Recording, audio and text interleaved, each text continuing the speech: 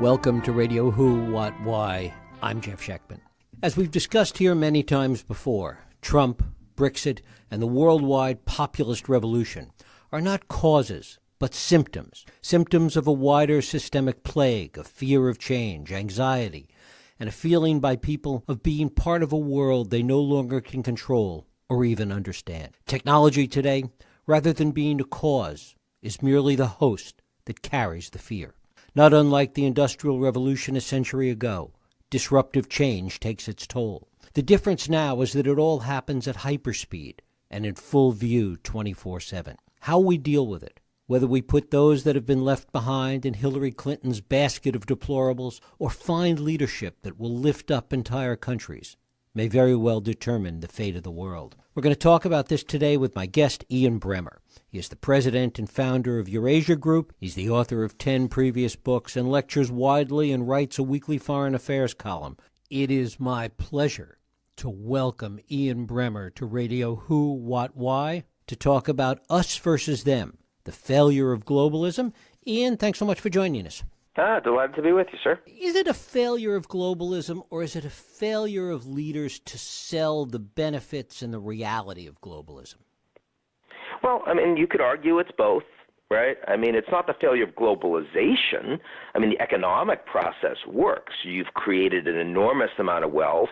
You've brought a global middle class into being, and you've reduced the price of goods. So globalization it works as promised, but globalism is a political failure. It is the failure of leaders and their institutions, the failure of the structure. I don't want to give it just to leaders, because you have to recognize that when you have a system where it's taking 18 months to run an election and it costs billions of dollars, and you have massive private interest and special interest lobbies that are able to ensure that big changes in policies just can't happen.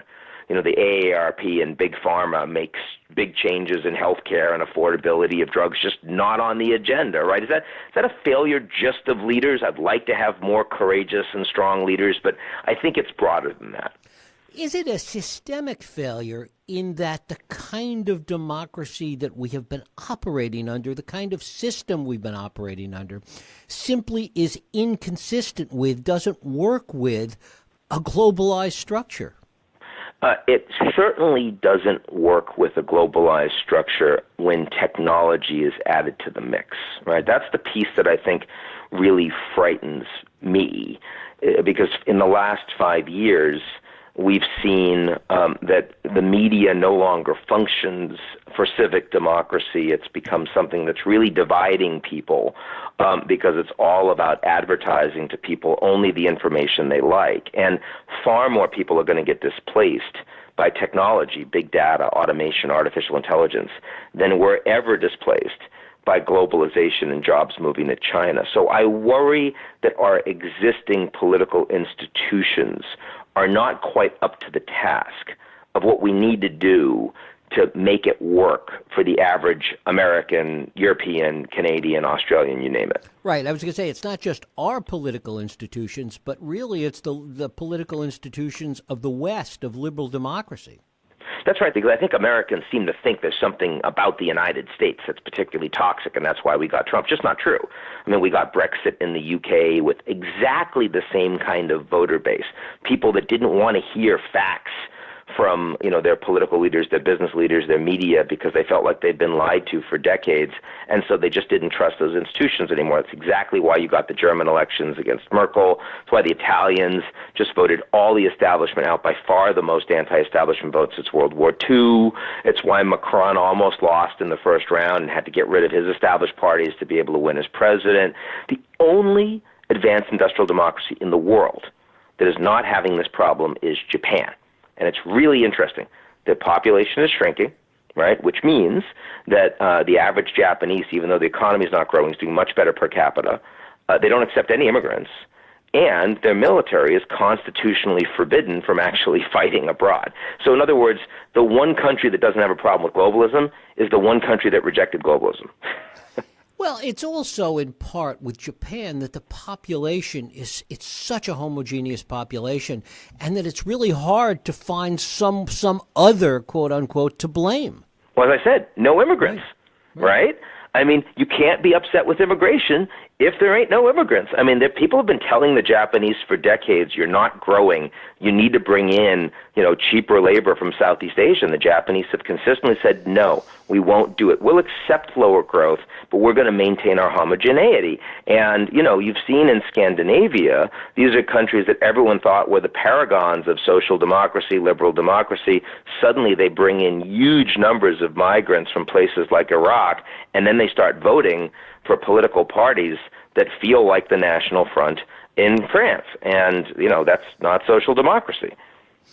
The argument that globalization, both as an economic and a political institution, has been good for the world, that it has brought down crime, that it has created huge middle classes in many parts of the world, including China and India, most notably. Is there any value to people understanding that argument? Yeah, of course there is. But you can't give them that argument in the abstract when they're suffering from an unprecedented opioid crisis, or when their educational system isn't good enough to get them a functional job, and when their factories have closed down. It just doesn't work. I mean, I grew up in the projects, and, my mother read the National Enquirer every week, brought it home. She's a smart woman. She wasn't an educated woman. She dropped out of high school. But she understood a much more fundamental truth than globalization is creating a lot of cash, which is, screw all this globalization. What about my kids? And no one's going to take care of my kids unless I get something done. I need to lie, cheat, and steal, but I'll do that to get an opportunity for my kids. And I think that's, if she were alive today, she would have voted for Trump. My brother did. And I didn't grow up with any capitalists because no one in the projects had any capital. And I just don't think that you can convince people in my community that globalization is something they should vote for unless the people that are making all the money off globalization start actually caring about them. How is this different? I mean, other than the obvious ways, but in terms of some of the broader issues, how is it different from the upheaval that we experienced, that the world experienced during the Industrial Revolution? Look, I think that what they called the Gilded Age, right, pre-depression, is very similar to what we're experiencing right now. I would say there are two big differences. The first big difference is we, in the next 10 years, are going to be surpassed, the United States, by China, that will become the world's largest economy. And unlike during the Great Depression, China is a competitor that does not agree with us in our fundamental outlook towards the world. China is not a liberal democracy. They're an authoritarian political system. They're not a free market economy. They are a state capitalist economy run by the state. And so, therefore, the potential timing for us to go through this, sort of crisis of identity in the West is really bad, because it's happening when China has Xi Jinping as president for life. They've got the China dream, and they're about to become the largest economy. That way, and they're writing big checks. They're doing a Marshall Plan right now. It's called One Belt, One Road. Mm-hmm. They're writing really big checks for other countries to align more with Beijing, while we couldn't be bothered even thinking about that. So that's one big difference. The second big difference is that the speed of technology in displacing workers is happening so much faster than what we've seen in previous industrial revolutions. And we just don't know if at the end of this new industrial revolution, we're going to have so many more jobs that'll be higher end, and the only problem will be making sure that people are trained to take them, or will AI simply mean we don't need as much work? Because, we had, in previous industrial revolutions, human beings were fine, but horses weren't. Right? We ended up with only 1/10 the horse population that we had before the Industrial Revolution, because you didn't need them to drive electricity and steam engine anymore, right? So instead, horses were suddenly useful only for entertainment and food. And I mean, if that happens to human beings, I mean, I'm pretty entertaining. I don't know about you, but for the average human, that's not an attractive outcome. Given all the inherent problems, economic and political, that we've been talking about in globalization, to what extent do you see it all being exacerbated in really fundamental ways by this populist revolution and by Trump, Brexit et al.? It is exacerbated because the solutions being offered by Trump and Brexit are not ultimately going to make life better for the Western economies. And by the way, if Jeremy Corbyn becomes prime minister in the UK, that's going to be much more damaging than anything that happens through Brexit. I mean, he's not a good version of Tony Blair. He's kind of like a good version of Trotsky, right? And so a lot of damage to the British economy in the long term. And if you don't have the money, your ability to take care of the poor people is a hell of a lot more challenging than if you do have the money. But, having Brexit and having Trump should serve as the beginning of a wake-up call. I'm not sure I write this book if it isn't for Trump and Brexit, right? I mean, if Brexit had gone the other way, it was a pretty close vote. If Hillary had won, you'd have a whole bunch of people pretending things were all fine. And so even if I wrote the book, everyone would say, don't pay attention to that. So I think more people are willing to think about this. And you're seeing, not just about books, but you're seeing more CEOs saying we need to really invest in the future of our workers that otherwise won't have a shot. We're seeing Steve Case, the former AOL CEO, who's now investing in venture capital for entrepreneurs in flyover states that otherwise never got the cash from, sort of the big investors. That wouldn't have happened, I think, if it wasn't for Trump and Brexit. So I'm glad that we're starting to see some local level experiments, and I'm hoping, if my book does anything, it'll be to create a lot more people that want to start experimenting, because we're not going to get the solution until we have a lot more people trying things like gig economies locally and universal basic income locally and better training, universal lifetime, and seeing what's too expensive, what works, what doesn't work. We got to start addressing this problem in small ways before we can do it in big ways. It's interesting that you talk about those potential solutions, and I agree with you that those potential solutions are going to come from the bottom up in some cases. They're going to be local in terms of the experimental nature of it, and they're going to come from the business community, which seems to have a clearer or certainly sharper eye about all of this than Washington does. Yeah, no question. Because Washington's just broken around this stuff, right? I mean, the idea, given how incredibly divided Congress presently is, how incredibly captured the political process is by special interests, that no one out there really believes that big government is going to move the needle in the near term. Maybe we can avoid making some big mistakes. Maybe we won't do an Afghanistan or Iraq war the next time around because people will be gun shy. And I think that's a lesson that was learned to degrees by both Obama and by Trump, right? Because let's face it, it's not the wealthy people that are fighting those wars. It's the enlisted men and women and their families, and those people didn't vote for Hillary. Trump is one of the least patriotic leaders I've ever seen in this country. He dodged the draft 7 times, bone spurs, said McCain wasn't a war hero because he got caught. I mean, but the enlisted men and women, not the officers, the enlisted men and women voted for Trump anyway. And they voted for him because they thought, well, maybe he's not the one that's going to keep sending us to these failed wars. That's interesting. What role is China going to play as this situation continues to evolve? What ways in which China, and as you touched on it before, is really operating on a global stage now? How will they find ways to exploit this?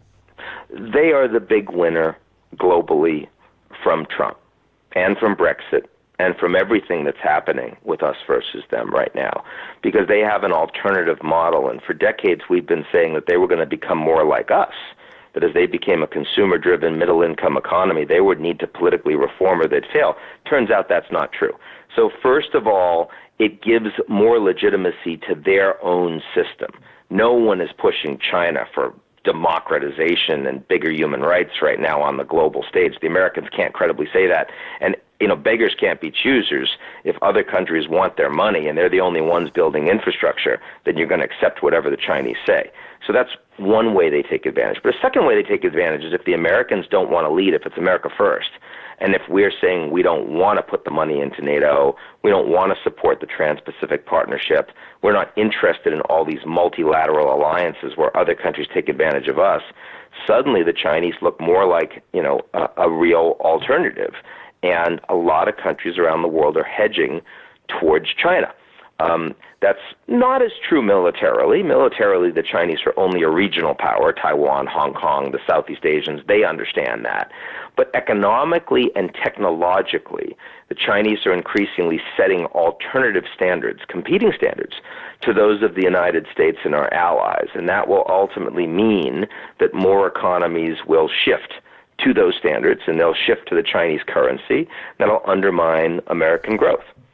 Given the nature of the divide today and the way in which technology accentuates that, as you talked about before, how does all this turn out? The technology piece is by far the most troubling, because I think that for 25 years ago, you may remember there was a cartoon in the New Yorker magazine with a dog that was on a computer, and he talked to his other friend, another dog that wasn't on a computer. He said, on the internet, no one knows if you're a dog, right? I don't know if you remember that one. Right. And, it was the idea being that technology really empowers people. You can be whoever you want. You can be anonymous. You get all this information. It's the communications revolution. It's going to undermine authoritarian states. That's why we had the Arab Spring, the Tunisia revolution, the Egypt revolution. Today, if you're on the internet, everyone knows if you're a dog. Right? Today, it's not the communications revolution. It's the data revolution, the information revolution. It empowers states. And it empowers corporations, does not empower individuals, and it undermines liberal democracy. Technology used to strengthen liberal democracy 25 years ago. The data revolution undermines liberal democracy, and that's a really dramatic change that's happened in just 5 years. And that worries me, that our ability to maintain civic nationalism, open communities where we want to lead by example and we want to reach out to other countries as opposed to pulling up walls, becomes a lot harder with the role that technology plays in our societies today. Maybe that means, and you touched on this before, that local government, local control, local experimentation, local issues really becomes the focal point of future governance.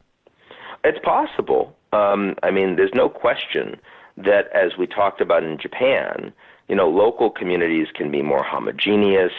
Individuals have a better sense of who their leaders are. They have more ability to engage in relationships with them. They trust them more. So decentralization is really helpful. The problem is that technology is advantaging those that can aggregate and use data effectively. And so, if we thought China was going to fall apart and itself become more decentralized, actually China's consolidated a great deal of power under Xi Jinping, and a big part of that is big data. A big part of that is social credit and the fact that people do and don't get benefits from the state, like the ability to travel or the ability to, sort of get nice housing or whatnot on the basis of how they behave and the data that's been collected on them from their government. So it may be that the West is becoming more decentralized while authoritarian states are becoming more centralized. Maybe the North Koreans can now more effectively open up to other governments and not threaten the efficacy and the stability of their regime because they can control everything that people are actually watching. Where 10 years ago, if they had allowed in investment, people see the way life is going to be, that would be a revolt, a revolution in North Korea. Maybe authoritarian states don't need to worry about that as much anymore. One of the other things that happens from that kind of decentralized government or decentralized control or local is a greater reliance on tribalism. You stay in communities and in neighborhoods with people that are just like you and only just like you. I think that's absolutely right. And I think this is where Trump is very effective, is he is by far the best us versus them president you've ever seen, right? Trump's ability to say that we need to build a wall because Mexicans are going to come here and rape our women and criminalize our population that Haitians are going to bring AIDS, that Nigerians are never going to go back to their huts if we allow them in the U.S., that even inside the United States, the black athletes we let make tens of millions of dollars, and then how dare they kneel during our national anthem. That's a very effective message to promote tribalism. And it may not be the kind of country that we want to live in, but for a lot of people that feel like they have been forgotten, that their communities, no one is looking out for them, suddenly you have a president all of whose rhetoric and many of whose policies is actually oriented towards that. It's interesting because the rhetoric and the policies don't sync up at all. And one wonders, putting all the other scandal and all the other stuff aside for the moment, that disconnect between rhetoric and policy arguably has to catch up at some point. Well, some of it is real disconnect and some of it isn't, right? So, I mean, definitely on the economic side, it will catch up because Trump's tax plan and his budget is a bunch of candy. Everyone benefited. Everyone had prizes, right? The rich got tax cuts. The poor got tax cuts. Businesses got tax cuts in a low interest rate environment. Now interest rates are going to go up. Deficits are going to spiral like crazy. When eventually we see some deficit cuts, who's going to take the hit? You know it's going to be on benefits for the poor, right? And so that's going to catch up to him.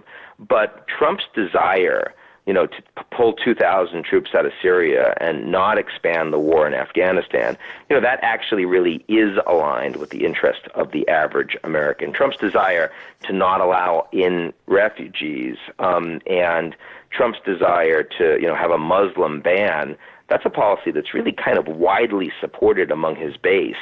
And, you can argue that the economy is going to get hurt because now no international students, you get 25% reduction in international students coming to American universities. That's certainly going to undermine our competitiveness long term. But the average worker has been taking it on the chin anyway over the last 40 years. They feel like they're getting what they want under Trump as a consequence. I mean, it has broader economic consequences just in terms of what those students that are coming in spend here. I mean, and the impact on colleges and universities. You're absolutely right. And if this was only about the economy, you'd have a really good argument. But again, if you've got large communities in the United States that have said the economy's done really well, the markets are growing like crazy, what's in it for me? Why should I support this? Why should I, as a working class, either from my community in Chelsea, Massachusetts, or from Appalachia, or from some other rural community, why should I support the Trans-Pacific Partnership? Why should I support NAFTA? I have gotten nothing. My family's gotten nothing. I don't know what to say to those people. I don't have a really good argument. I mean, if I were honestly telling them, I'd say, yeah, you probably shouldn't. Because until you protest and people take you seriously, you're like a Palestinian throwing a rock. I mean, why are they throwing themselves at the Gaza wall, even though they know the Israeli Defense Forces can use and will use lethal force? And it's because they've been lied to for decades. Their own government, the Israeli government, the Americans, the Europeans, the UN, everyone has said we're going to make things right for the Palestinians, and ultimately no one has cared, while the Israelis are doing incredibly well. And if you're Palestinian, you're really damn frustrated there. And I think that the fact that I can say, yeah, we should still do free trade, of course I should say that. I've benefited tremendously from free trade in my townhouse in the West Village in Manhattan with my company that I started 20 years ago. But my brother doesn't feel that way, and that's not okay. It's really interesting. You talked about the Palestinians. Israel is an interesting case in point of, and you talk about them doing really well. Well, they're doing really well in part because they've walled themselves off because they've built that Trumpian wall. That's right. That's right. You want to talk about extreme vetting? I've experienced that. I've gone to Tel Aviv. I've flown into that airport. Right. That's extreme vetting, right? They have incredible surveillance, electronic surveillance, human intelligence on everyone that's a potential, object of suspicion in their country. They don't need Palestinian labor anymore. They've walled themselves off. They've built walls under the border with sensors so you can't tunnel in anymore. And Israel today has one of the most effective and vibrant democracies of any country in the world. And it works as long as you don't think of the Palestinians as people. That's all you have to do. If you dehumanize the Palestinians, it works. Because, they have no economic opportunities, no educational opportunities. Their security situation is horrible. But the average Israeli doesn't think about that anymore because the Palestinians can no longer effectively threaten a third intifada against Israel. As you look around the world, and this is what you do in terms of really analyzing the state of play and the state of countries around the world, where are the models? Where are the places that there's either leadership or systems in place that might work within the context of all of this change? Unfortunately, Israel is a model, right? I mean, the fact is that if you don't fix the social contract, the ability to wall people off is becoming stronger and more attractive to a lot of governments. China is increasingly a model. It's not one that you and I may like, but it is a model, and a lot of countries will follow it. For a long time, we thought India was going to do better because they were more democratic. Now the Indians are thinking, wow, the way that the Chinese handle big data with our new universal ID and biometrics that is not voluntary, everyone has to do it, we can start growing faster than we did before if we more like China, less like the United States, less democratic. So first of all, my concern is that a lot of the models out there are models that are more authoritarian. They're models that are more top-down. They're models that involve more us versus them. The models that are not like that right now tend to be either really rich and small and globalists like Singapore and the Emirates, who are providing incredible training and great metrics on how everyone in government's working, and they can because they've only got a few million people, 9 million in the Emirates, 6 million in Singapore, and they're all really rich. When you're really rich and you're small, you can do this stuff. Japan, much bigger, completely homogeneous. If you're not so homogeneous, the models have been pretty small. They've been pretty local so far. And where have those models been, even the small ones? Well, I mean, you can point to certain communities in the United States. I like what Baltimore is doing right now with Johns Hopkins universities and a bunch of their business community together, public-private partnerships, to reach out so you don't have the town-gown divide that you did before. And I think other cities in the United States are starting to do that. I like that San Francisco, very wealthy place right now, is they've decided to provide free education, community college education to everyone that lives there that wants it. And I think that's a great thing to do, and I'd like to see more of that. But because right now, people aren't addressing the problem. So we're not close.